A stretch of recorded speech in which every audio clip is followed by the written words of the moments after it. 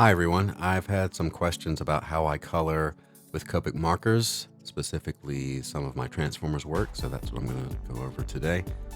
I start with, after drawing the figure, I'll use cool and warm gray markers to just do the values, using it like an underpainting in painting where they just do the lights and darks, the values, and have that sitting underneath the colors. So that's what I've done here.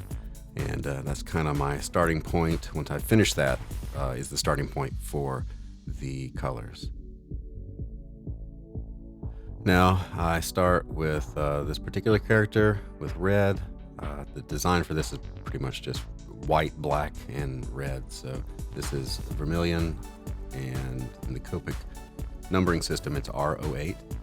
And you can see as I go over the warm grays, the darker and the lighter, it's going to give that the tone's going to show through. It doesn't muddy it up. You have to be careful that if you're going to use a yellow color, which there's not any yellow in this, but if you do, make sure you use the warm grays. Otherwise, it can make things a little green. So I'll go through and do all the red areas in one pass.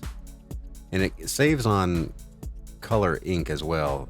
When you're not constantly trying to go back and forth between different red tones if you've got this underpainting. You could just do one pass, or you can go multiple passes with the same color and darken up individual areas.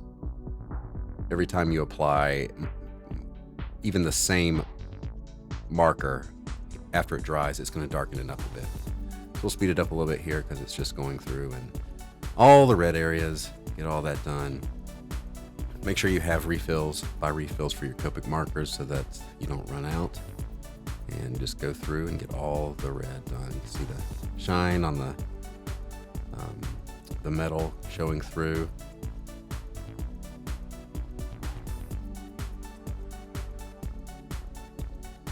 So once all this is done, gray is kind of a boring color. And just to liven things up, I'll take Cool Shadow as the name of this marker. The Copic numbering for it is BG10. But I'll just go through and leave some of the white shining and then go over some of the gray just to give it a little color. And here I got Ice Blue, which is B12, just going in the darkest areas. And here I started out just doing little edges, but I'm going to go back and forth because right here I realized it's just a good shadow color. So I'm going to go back and do all the shadows in this, go over it with this blue color.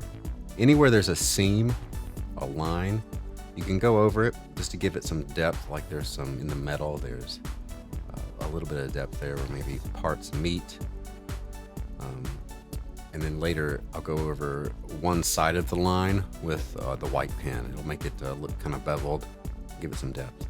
Once I'm done with the markers, I'll get the Pit Artist pen and just do little nicks, some more like little sections of where pieces come together, a little wear and tear. And one of the last stages is I'll get a thicker pen. This is a Kuretake brush pen, and go over the outlines, just adding some depth to the figure. The markers kind of wash out the ink, so just do a dead line to begin with and leave the outlining to the last stage. Here I've got, this is I think it's called a jelly roll. It's just like a little ballpoint pen that's white ink. And I'll go through and do little nicks, little areas that shine and just indicate where the paint has kind of worn away. Anywhere two metal pieces meet, like around joints and things. If you look at an old car or something, that's where where the paint on the metal kind of wears away. This is actually my favorite part because the hard part is done. This is just watching the last little bit come together is the most fun part. But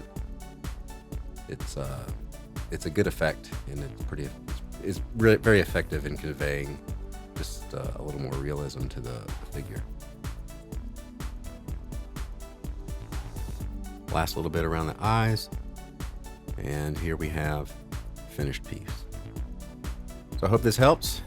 Go out and draw something, and leave in the comments if you have any other questions, any other parts of the process that aren't clear or that you're curious about, and I'll see you next time.